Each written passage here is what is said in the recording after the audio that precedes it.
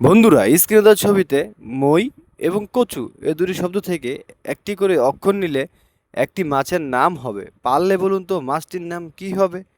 বুদ্ধিমানরা সব কই উত্তরটি দিয়ে যান।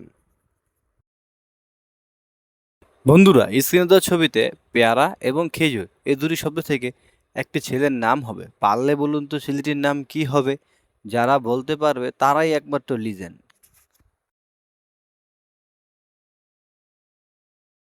বন্ধুরা, স্ক্রিনে দেওয়া ছবিতে কিছু এলোমেলো অক্ষর আছে। অক্ষরগুলোকে সাজিয়ে সুন্দর একটি শব্দ তৈরি করে দেখান তো।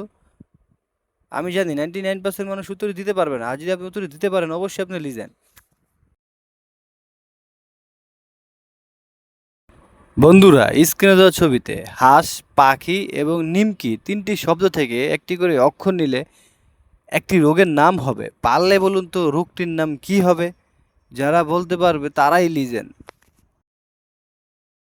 বন্ধুরা, স্ক্রিনে দেওয়া ছবিতে রুটি এবং মাছ দুটি শব্দ থেকে একটি করে অক্ষর নিলে একটি মেয়ের নাম হবে।